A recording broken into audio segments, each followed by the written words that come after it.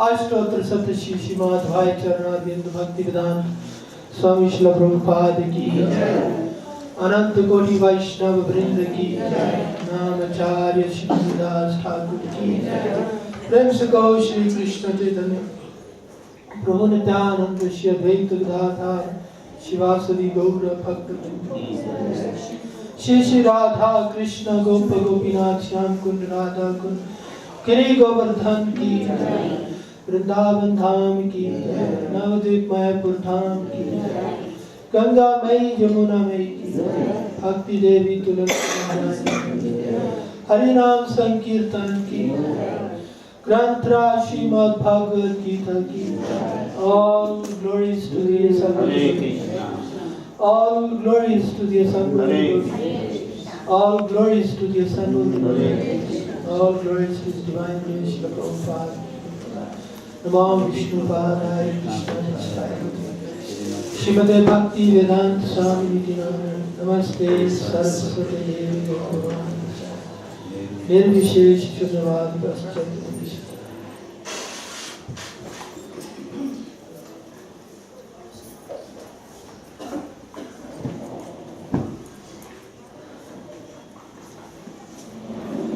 Everyone, please hold your hands. Repeat after me. Om Namo Bhagavate Vasudevaya.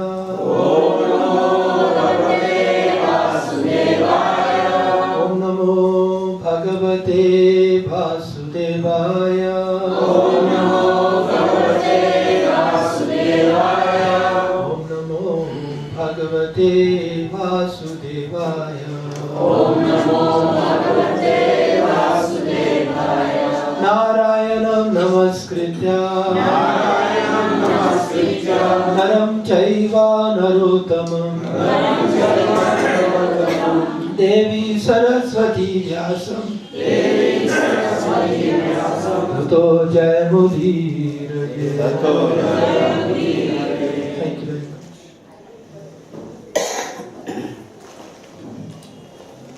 Reading from Srimad Bhagavad Gita as it is. Introduction. I believe this will be our last session today. But let us see how we proceed.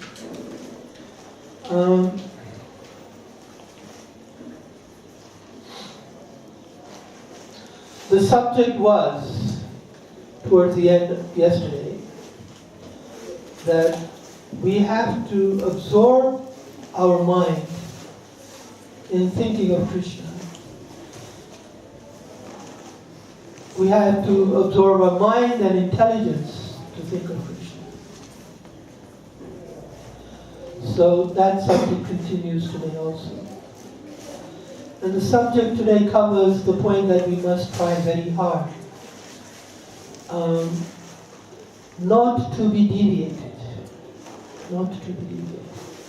And this follows on from the theme yesterday, which was that in order to think of Krishna, you have to not think of mundane objects of desire or absorption. So Srila Prabhupada writes, the Lord further says, Abhyasa yoga yuktena chetasa nanya-gamina puranam purusham divyam yati parthanu chintaya. He who meditates on me as the Supreme Personality of Godhead, his mind constantly engaged in remembering me, undeviated from the path, he, O Arjuna, is sure to reach me. this is not a very difficult process. Maybe we did cover this, but anyway, perhaps it's worth repeating. This is not a very difficult process. However, one must learn it from an experienced person. Tad vidyanartham sa gurum eva abhigachet. Mundaka Upanishad 1.2.12. One must approach a person who is already in the practice.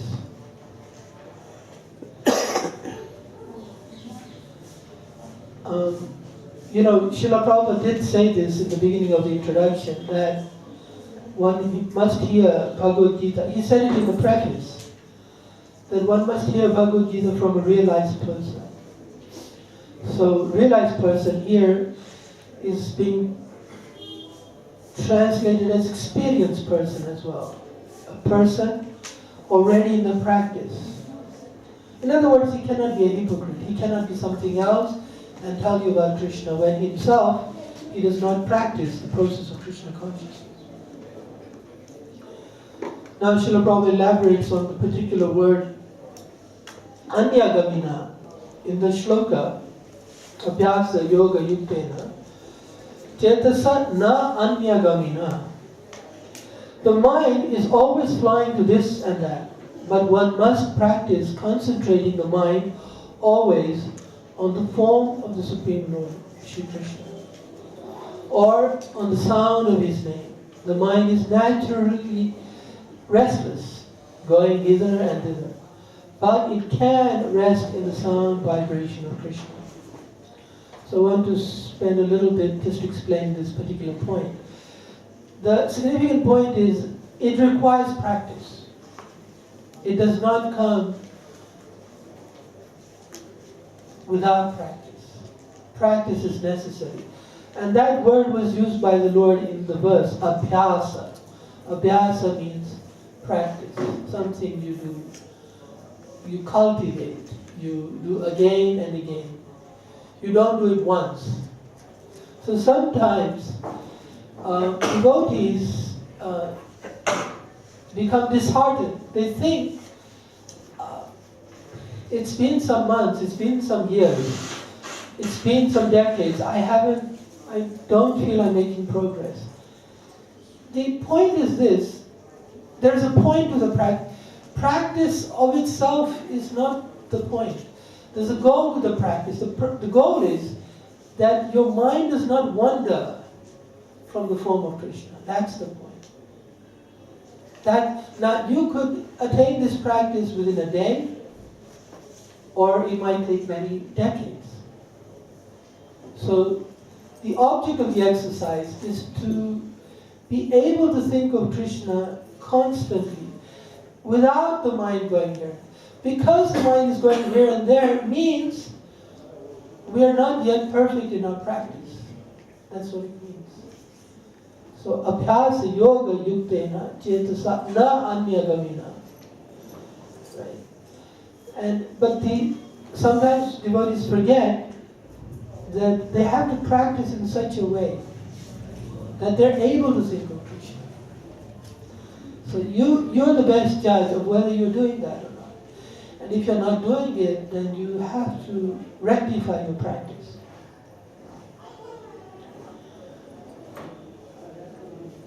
So that also goes for remembering Krishna as well as chanting Krishna's name or hearing Krishna's name while chanting.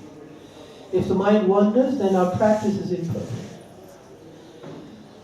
So Prabhupada summarizes, one must thus meditate on Paramam Purusham, the Supreme Personality of Godhead, in the spiritual kingdom, the spiritual sky, and thus attain Him.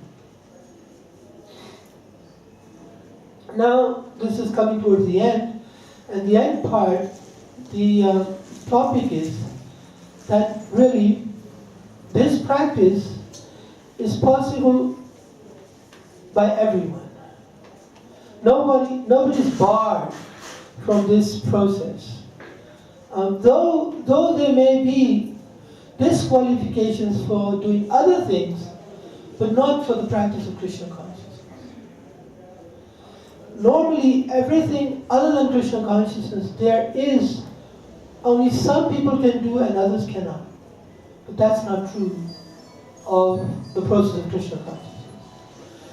Srila Prabhupada writes, the ways and the means for ultimate realization, ultimate attainment, are stated in the Bhagavad Gita. And the doors of this knowledge are open for everyone. No one is barred out. All classes of men can approach Lord Krishna by thinking of Him. For hearing and thinking of Him is possible for everyone. The Lord further says, chapter 9, text 32 and 33, Mam hi patha vyapashritya yepi syu papa yonaya Sriyo Vaishyas Tatha Shudras Tepi Yanti Param Gatim Kim Punar Brahmana Punya Bhakta Rajarshayas Tatha Anityam Asukam Lokam Imam Prapya Bhajasvamam. Thus the Lord says that even a merchant, a fallen woman, or a laborer, or even human beings in the lower status of life can attain the Supreme.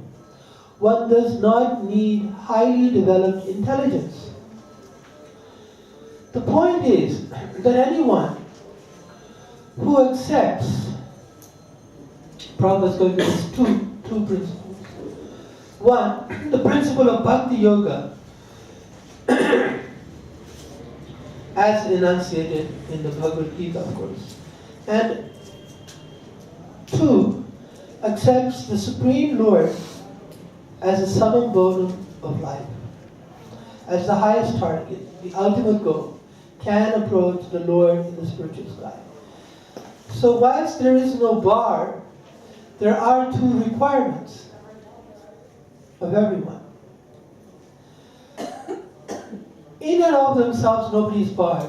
But should somebody choose not to accept these principles, then naturally he has no access to this process. He must agree. And it's two simple principles, really. Just a question of acceptance. Acceptance of Bhagavad Bhakti Yoga as enunciated, as explained in the Bhagavad Gita. In other words, it cannot be your own concoction. It has to be as is given, as it is. And essentially, whilst doing that, he must accept the Supreme Lord as the highest goal in his life. With that preliminary qualification, anyone from any background can take up the process of Krishna consciousness. And actually, not only that, take it up, but also reach the supreme destination, which is to go back home, back to Brahma. If one adopts, Prabhupada writes, the principles enunciated in Bhagavad Gita, he can make his life perfect and make a permanent solution to all the problems of life. This is the sum and substance of the entire Bhagavad Gita. And really, that's the end of the introduction. The remaining part of the introduction is Srila Prabhupada draws upon the Gita Mahatmya. And because there's plenty of time, I'll read through it and then summarize some of the points we've learned through introduction. And then, because this is the end the class on this introduction, you are all welcome to express your own realizations at this time. In conclusion, Bhagavad Gita is a transcendental literature which one should read very carefully. Gita Shastram idam punyam ya pathet prayata puman. Ya pathet means he who so reads. How? Prayata, very carefully. If one properly follows the instructions of Bhagavad Gita, one can be freed from all miseries and anxieties in this life, and one's next life will be spiritual. Vishnu padam avapnoti bhaya shok adi varjitaha. So really, this idea of reading Bhagavad Gita means to follow or to practice what it teaches. There is also a further advantage. Gita dhyana shilasya pranayam parasya cha naiva santi hi papani purva janma kritani cha. If one reads Bhagavad Gita very sincerely and with all seriousness, then by the grace of the Lord, the reaction of his past misdeeds will not act upon him. The Lord says very loudly in the last portion of Bhagavad Gita, chapter 18, text 66, Sarva dharmana parityaja mam ekam sharanam braja aham tvam sarva papebhyo mokshayishyami ma suchaha. Srila Prabhupada's interesting use of the word very loudly. And we can understand. It means the Lord is saying very emphatically, with the utmost certainty, abandon all varieties of religion and just surrender unto me. I shall deliver you from all sinful reactions. Do not fear. Thus the Lord takes all responsibility for one who surrenders unto him. And he indemnifies such a person against all reactions of sins. Mala nirmochanam punsam jala snanam dine dine sakrit gitamrita snanam sansara mala nashanam. One may cleanse himself daily by taking a bath in water, but if one takes a bath even once in the sacred Ganges water of Bhagavad Gita, for him the dirt of material life is altogether vanquished. Gita sugita kartavya kim ante shastra vistare ya swayam padmanabhasya mukha padma vinisrita. Because Bhagavad Gita is spoken by the Supreme Personality of Godhead, one need not read any other Vedic literature. One need only attentively and regularly hear and read Bhagavad Gita. In the present age, people are so absorbed in mundane activities that it is not possible for them to read all the Vedic literatures. But this is not necessary. This one book, Bhagavad Gita, will suffice because, one, it is the essence of all Vedic literatures, and two, especially because it is spoken by the Supreme Personality of God. So it has two features, the Bhagavad Gita, that it is the essence of all the Vedic literature, and it is such a literature that it is personally spoken by the Supreme Personality of Godhead.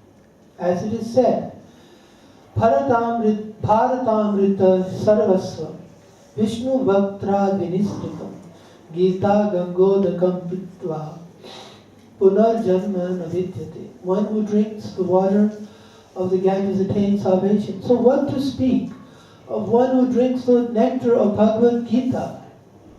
Bhagavad Gita is the essential nectar of the Mahabharata, and it is spoken by Lord Krishna himself, the original Vishnu. Bhagavad Gita comes from the mouth of the Supreme Personality of Godhead, and the Ganges is said to emanate from the lotus feet of the Lord. Of course, there is no difference between the mouth and the feet of the Supreme Lord, but from an impartial study we can appreciate that Bhagavad Gita is even more important than the water of the Ganges. Sarvopanishado gavo dukha Gopala Nandana Partho Vatsa Sudhir Bhokta Dugdam Gitamritam Mahat. This Gita Upanishad, Bhagavad Gita, the essence of all the Upanishads, is just like a cow. And Lord Krishna, who is famous as a cowherd boy, is milking this cow. Arjuna is just like a calf. And learned scholars and pure devotees are to drink the nectarian milk of Bhagavad Gita. The point to note in that verse is that actually anybody who attentively and exclusively reads the Bhagavad Gita is actually described as Mahat. as great. It's not an ordinary person, just the person who reads. Ekam Shastram Devaki Putra Gitam Eko Devo Devaki Putra Eva Eko Mantras Tapasya Eko Mantras Tasya Namani Yani Karmapya Ekam Tasya Devasya Seva. In this present day, people are very much eager to have one scripture, one God, one religion, and one occupation. Therefore, Ekam Shastram Devaki Putra Gita. Let there be one scripture only, one common scripture for the whole world, Bhagavad Gita. Eko Devo Devaki Putra Eva. Let there be one God for the whole world, Shri Krishna. Eko Mantras Tapastasya Namani. And to have one hymn, one mantra, one prayer, the chanting of his name. Hare Krishna, Hare Krishna, Krishna Krishna, Hare Hare, Hare Rama, Hare Rama, Rama Rama, Hare Hare. Karmapya ekam tasya devasya seva. And let there be one work only, the service of the Supreme Personality of Godhead. His Divine Grace, Srila Prabhupada ki Jai. I feel I do not need to make any comment. It was already so nicely expressed by Srila Prabhupada. Are there any questions? This is an opportunity. Take it. And if you have any questions, then now's the time. Tomorrow we will begin the Bhagavad Gita as it is proper, from the first chapter, first verse. Can you recap? Sorry? Can you recap the important points? Yes, I will recap. Let's do that. I have Hare Krishna. In the preface, Srila Prabhupada explains the necessity of an edition of Bhagavad Gita which has not been tampered with, which does not have ulterior motives of the person who is trying to translate it or to explain it to the audience. He expresses the necessity for an unadulterated version. He then speaks of the credit of this unadulterated version, and he gives it all to his spiritual master. Om Vishnupad Paramahansa Parivrajacharya Ashtuta Sata Shishimat Bhakti Siddhanta Saraswati Thakur. And he says, if there is any credit for me, then it is that I have not changed it in any way. He's saying he's a faithful representative. He's representing Bhagavad Gita as it is. And that is his credit. And this we should know to be the most significant, important quality of any speaker of Bhagavad Gita, that he must not change Bhagavad Gita as it is. He explains that Krishna's position as the personality on whom meditation should be done must be accepted. It's a significant point. Krishna should not be sidelined. He describes that his historical descent should be noted.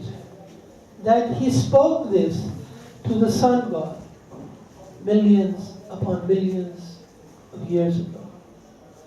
This is true historical fact. If we are to derive benefit from the Gita, we must accept Krishna, and we must accept his historical significance.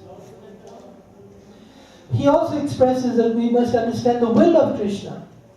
To understand Bhagavad Gita without accepting the will of Krishna, without acknowledging that the original speaker had an intent, a purpose, he had a purport, he had a reason for giving Bhagavad Gita, then we deceive ourselves, we cheat ourselves.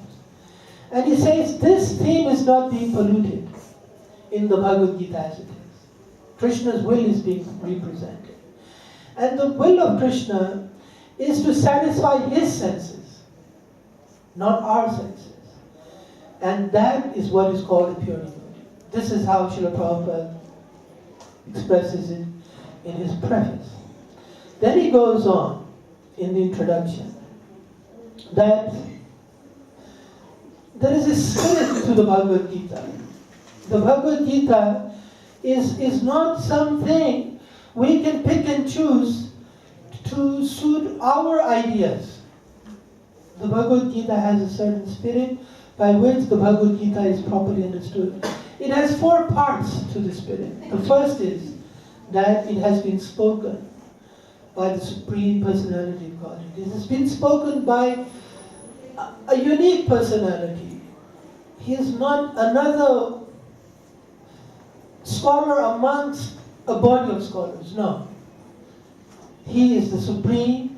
Supreme means one without an equal. That personality of Godhead. He has spoken this. It has to be accepted in the spirit. Secondly, this Bhagavad Gita is actually meant for a devotee of Krishna. Somebody must be a devotee. He cannot be inimical to Krishna, inimical to, envious of Krishna being the Supreme Personality. He must be subservient, a devotee, a worshipper, a follower. Thirdly, the third part of the right spirit of the Gita is to follow the example of Arjuna, how he understood the Bhagavad Gita. He says, Param Brahma, Param Dhamma, Pavitram, Paramam Bhavan, Purusham, Shashvatam Divyam, Adi Devam, Ajam Vipum. This is the spirit with which the student of Bhagavad Gita should also listen to the Bhagavad Gita. And finally, in Arjuna's understanding of Krishna, he also mentions, fourthly, that one should not presume to understand Krishna. Krishna is not cheap. He is not easily understandable. He is beyond the range of our senses. We must be very, very humble. We must be very submissive. We must be a devotee. And we must be submissive, but also we must be humble. We must not presume too much. We must think that I am trying to understand Krishna. This is the spirit of entering into the Bhagavad Gita. Then Prabhupada says there's a purpose to the Bhagavad Gita. And he expresses it is to deliver the living entity. To deliver the living entity from his dilemma. His dilemma has 2 parts. He is threatened by non-existence. And he does not want suffering. But it is imposed upon him. So the Bhagavad Gita delivers the living entity from this condition of being forever threatened by non-existence when he does not want it, forever being made to suffer when he does not want it. The Bhagavad Gita is a solution to that. And if you remember, at the end of the Bhagavad Gita, Srila Prabhupada writes that one will be delivered from all his anxieties. That is what we just read. Then Srila Prabhupada says there are 5 truths expressed in the Bhagavad Gita. He lists them: Ishvara, Jiva, Prakriti, Kala, and Karma. So he devotes quite some time to explain these 5 basic truths, how they're distinct from one another. So the first part, he gives 5 comparisons or 5 considerations where it highlights the difference between them. The first one describes the difference between Ishvara and Prakriti, the supreme controller and the controlled material nature. Secondly, he discusses the Ishvara and the Jivas, that both are conscious, but one is controller and the other is controlled. One is supreme, the other is infinitesimally small. Third comparison is that the Jiva, because he is part and parcel of the supreme controller, he has the tendency in minute quantity to also want to control. So he tries to lord it over Prakriti. Then he describes the distinction between Ishvara, Jiva and Prakriti. That both are actually Krishna's energies. One is sentient, the other is not. And finally, the fifth contrast is given is Prakriti, Kala and Karma. That all these activities are taking place under the jurisdiction of time. And karma is temporary because all the fruits of activities, they expire, whereas all the other four are eternal. Then, after discussing the comparisons, the five truths, and the subject of eternality is discussed. What is eternal? Because we're not familiar with anything eternal. Everything in our experience is temporary. Our life is temporary. The house we live in is temporary. Our jobs are temporary. Money is temporary. Everything is temporary. Karma is temporary. Our clothes are temporary. We have to buy new ones. We don't know. We don't have experience of what is something that is not temporary. So the subject of eternality is described. It's described that all the four are eternal. Ishvara is always there, has always been there, will always be there. The living entity is eternal. The material nature is eternal. Time is eternal. It does not expire. There is not a time when any of these cease to exist. But karma is temporary. And then it goes on to the subject of consciousness. So the five truths, their comparisons, the subject of eternality, then the subject of consciousness. So Srila Prabhupada reiterates that Ishvara, Jiva and Prakriti, out of these three, Ishvara and Jiva are conscious, Prakriti is not. And then there is a discussion that the nature of consciousness itself is transcendental to any material experience. It is not a product of a combination of matter. It exists separate from matter. In fact, when consciousness leaves, matter ceases to be animated. So this consciousness is transcendental for both the Supreme Lord as well as the living entity. But in the case of the Supreme Lord, it is supreme, and in the case of the minute living entity, the consciousness is very minute. It is not supreme. And the liberation of the living entity amounts to making his consciousness uncontaminated. Right now it is contaminated by absorption in matter. So the perfection for the living entity is to make his consciousness purified. The Prabhupada discusses at some length the psychic nature of consciousness. It has two divisions. One is to think, I am the creator and I am the enjoyer. And Srila Prabhupada establishes in the case of the living entity, purified consciousness means to think I am the cooperator. Krishna is the creator, he is the enjoyer. I am the cooperator. Just like a part serves the whole, just like the limbs serve the stomach, just like all water is used to nourish the root, so that every twig, flower, leaf is also nourished. Finally, after covering the five truths, their comparisons, the subject of eternality, consciousness, now it comes to the subject of what is the complete whole. So Srila Prabhupada describes that Ishvara, though he is one of the five truths, he is also the complete whole. In other words, Ishvara, Jiva, Prakriti, time, and karma taken together form the complete whole. And that complete whole has three features. One is impersonal, one is localized, and one is personal. Krishna is the supreme personality of the absolute truth, of all the five taken together. Finally, Srila Prabhupada says that that complete whole has immense potencies. Immense potencies means not just immense in quantity, but also they are perfect and they are complete. He alludes to the verse from the Ishopanishad, Om Purnamada Purnamada. Everything about him is complete. Every emanation from him is complete in itself. This material energy is complete in itself for everything. So after the subject of discussing the five truths as the complete whole, Srila Prabhupada touches the topic of the five truths in relation to the topic of knowledge.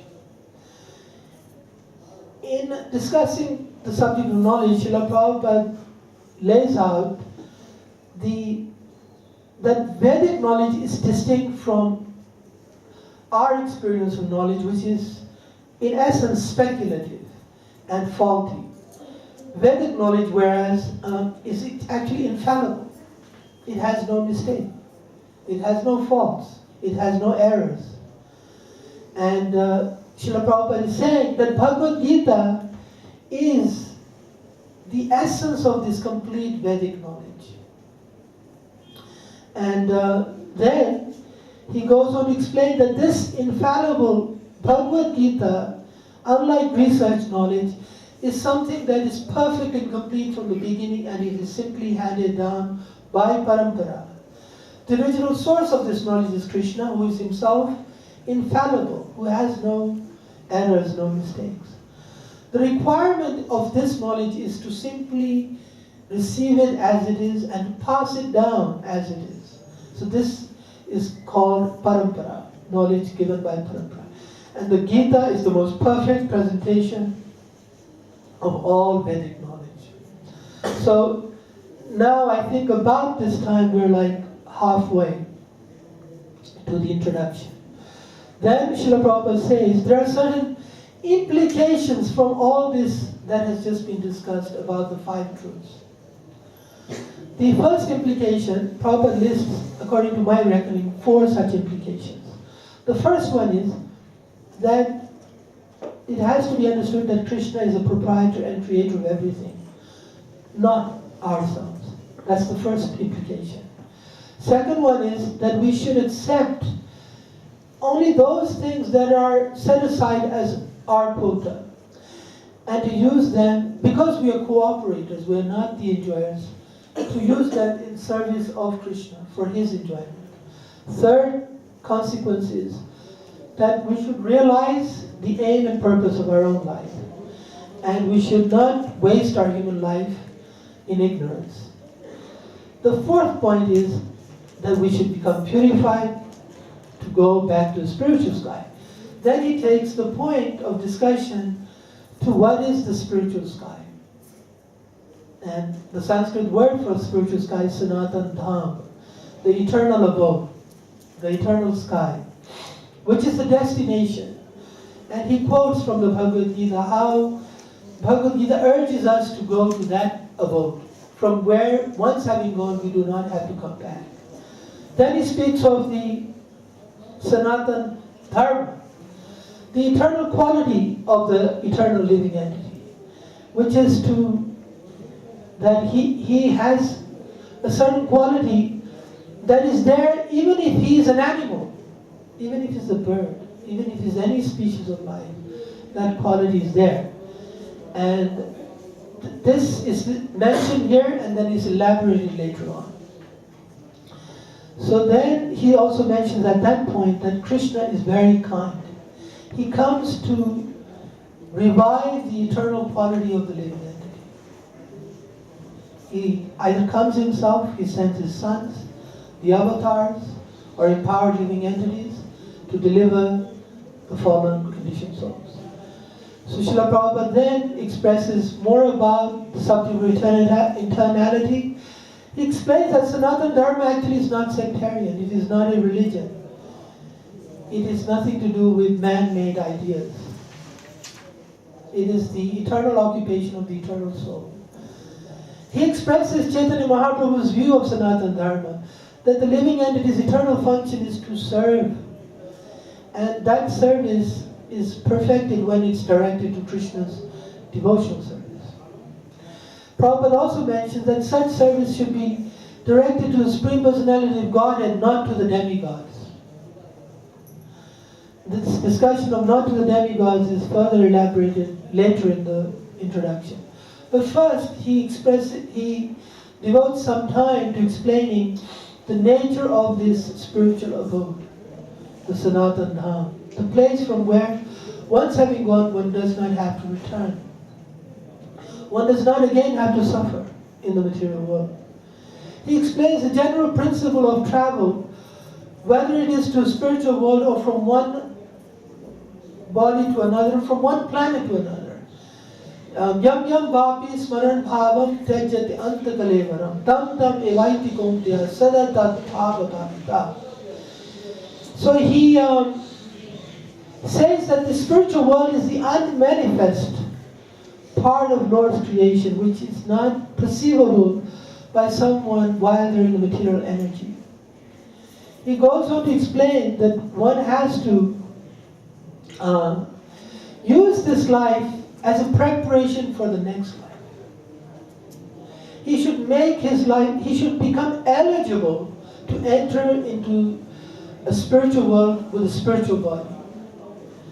Now then he takes this discussion that this transmigration of the soul from one body to another depends on one key factor, and that is the absorption of the living entity. And that was the topic of discussion only yesterday, which is that how our mind and intelligence are absorbed will determine whether we're in the material energy or in the spiritual. The state of being of the living entity is determined by which energy he is absorbed in. And then we should try very hard to change our absorption from the inferior energy, which is presently absorbed in reading newspapers, novels, watching films, and digital media. We should transfer this to the Vedic literature, so that our mind becomes absorbed in Krishna.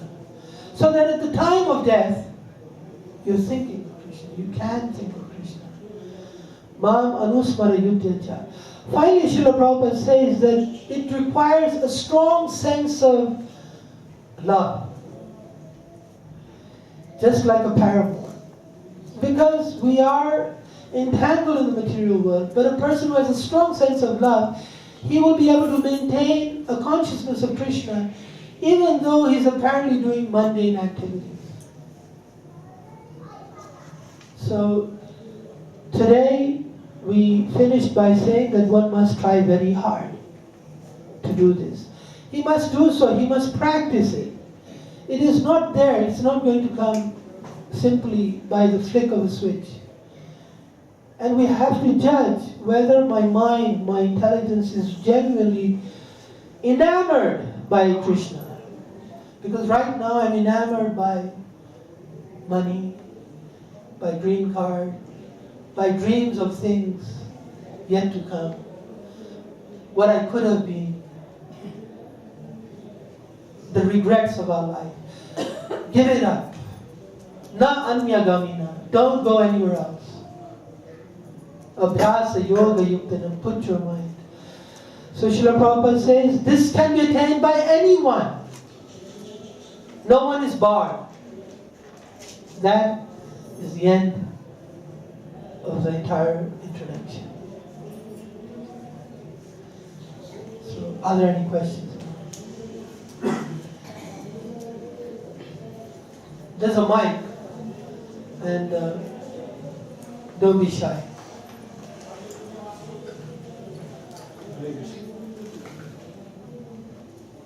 Just flick it on up. No? Too It's not quick. doing it.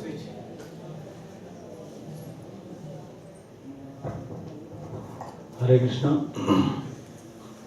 I not attended 2 sessions. Today is the last session I attended. But I got such a nice feeling of association of Vaishnavas. Actually, Muktana Siddhana Narayana Parayana. Bhavatam is said for ordinary and also for the highly elevated. How about Bhagavad Gita? Because Bhagavad Gita is for the Prabhupada's degree, ABCs. ABCD. So it is only ABCD, it's not for the highly elevated people, or the Bhagavatam is only for highly elevated people? Can you clear me? Actually, it's a good question because there's a little misunderstanding that goes around in the name of that Bhagavad Gita is the ABC of spiritual life. That needs to be explained and understood. It's ABC like this, that if you try to understand the Srimad Bhagavatam, for example, without having read the Bhagavad Gita,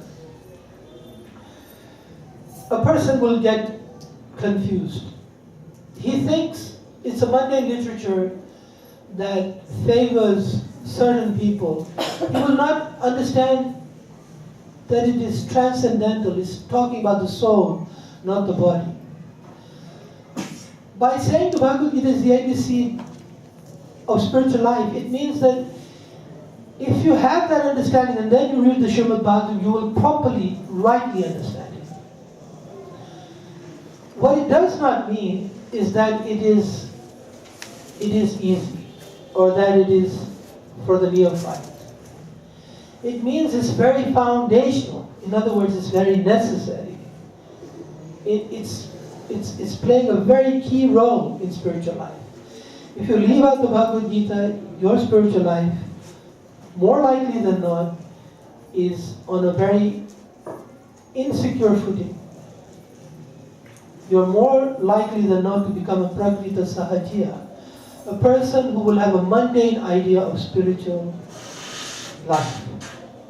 Bhagavad Gita dispels that idea because it explains that spiritual life is not to do with the body. You're not the body. You're the soul. So until this is understood, Srimad Bhagavatam would be very difficult to understand. So ABC in that way. Just like if you don't even know your ABC, there's very little chance you'll probably understand Shakespeare, Dickens, Emerson, anything. Very little chance. It's foundational. It's necessary.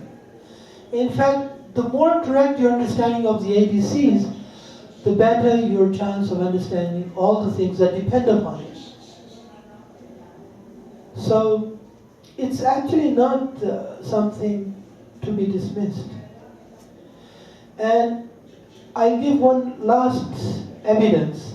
Srila Prabhupada, self-evidently the most exalted personality of this age, and with all humility, even if you compare him to the Vedic age, he's very, very exalted. He devoted most of his classes on the topic of the Bhagavad Gita. If you read his purpose to the 10th canto of the Bhagavatam even, he refers again and again and again to the Bhagavad Gita. Again and again. Not once, not twice, always. Because of my original point, it is foundational. It is necessary. Without it, we will make mistake upon mistake trying to understand anything else. Is that okay, Prabhu? Use the mic to say what you want to say. In one sense, yes, but not a little, some more. Well, you can clarify, you can try to be specific, if not, then I can't. Yesterday I was talking with my friend, Prabhuji. He's from Bombay. We are from Bombay. We met after many years. So he was telling me, after reading Bhagavad Gita, he's following Bhagavad Gita. He says, I have so many problems. And I have want to get a peace of mind. I said, you're making a mistake. As a follower of Bhagavad Gita, you must understand, you always invite problems. Why we invite problems, we can see solution to it.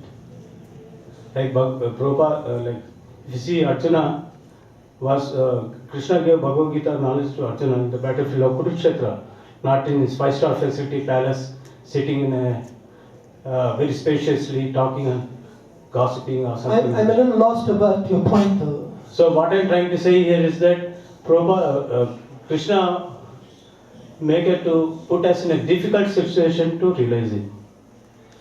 Right, okay. Maybe. But the point is this, the subject of the Gita the subject of the 5 truths in the Gita is very necessary. That's the point. My point is that the setting is not so important. You may be in your 5-star hotel, little matters. The point is to understand that knowledge of these 5 truths is foundational to understanding anything else. Without it, we will misunderstand. When we come across Krishna's pastimes, we will think they're of an ordinary human being. They're not. He's the Supreme Personality of Godhead. What is the Supreme Personality of Godhead? That's described in the Bhagavad Gita. Do you see my point now? The living entity, his needs and problems are not of the body. That is described in the Bhagavad Gita. Otherwise, without the Bhagavad Gita, we think my needs, without Bhagavad Gita, a normal person doesn't think my need is to go back to Godhead. He thinks I just need money. I just need to get married. I just need a green card. This is what I need. He's very emphatic about it. Bhagavad Gita dispels these illusions. That's my point. Is that okay? Yes. Thank you. Any other points or questions?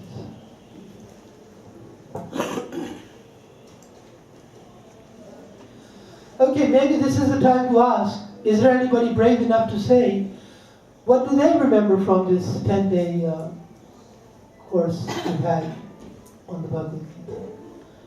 What do you, or is it all just vanished? Who would like to say? Can you pass the mic, please? Hare Krishna. First of all, thank you so much for taking the time to explain all of this to us. It was wonderful. This isn't really a realization, but just a nice reflection on one thing you said in passing. You said that Srila Prabhupada dictated and wrote this introduction while living in the Bowery, when he didn't really have any followers and he didn't really have any disciples. And it's just one small point you made, but it really stuck with me, because as I read it, and I read about Prabhupada in the Bowery, I feel here I am, because he apparently suffered so much in the Bowery. He had so many problems in New York, and he did this for me. He did this for all of us.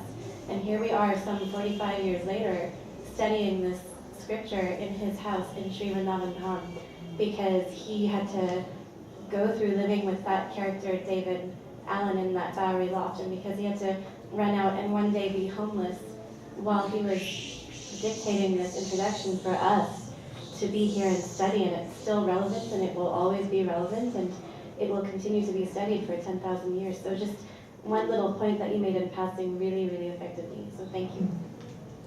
Good point. That's good point. Good realization. Anybody else has realizations like that they'd like to say? Can you pass the mic?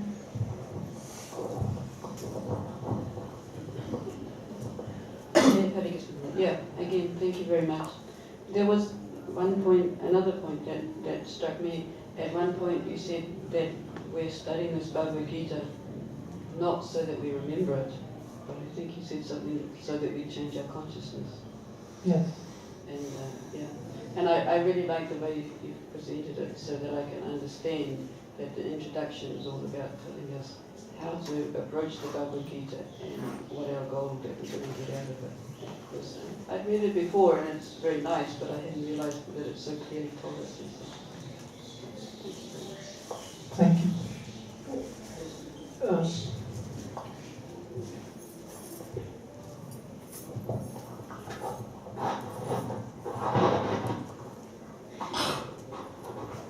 Just like in the way you showed in the introduction how Prabhupada gave so many ways to encourage us not only to follow but read the Bhagavad Gita.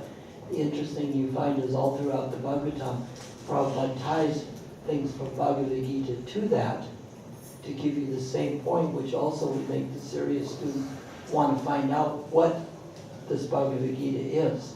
That was one of the problems they had in Russia. If the Bhagavad Gita had been banned, then all the other books would have been too, because Bhagavad Gita is quoted in all the other books. So the way Prabhupada writes it in the other books would make somebody who got one of the books want to find Bhagavad Gita, because it's there in purports in all the books. Thank you. Yes. Anybody else? Mother Parvati. Oh, you want to say?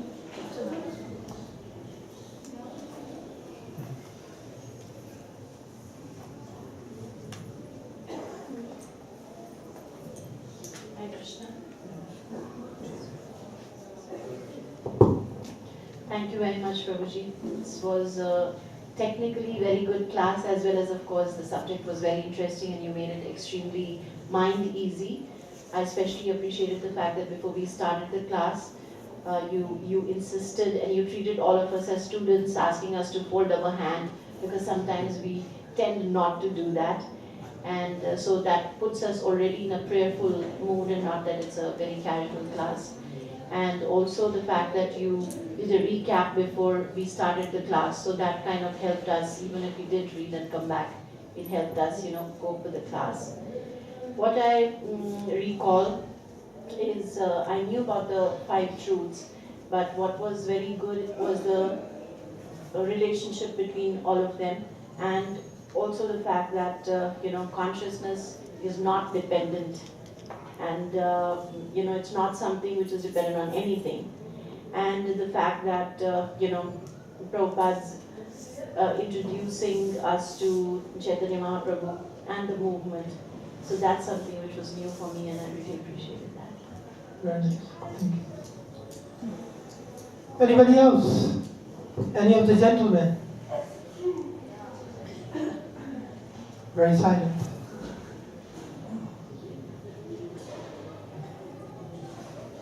Okay, Mataji.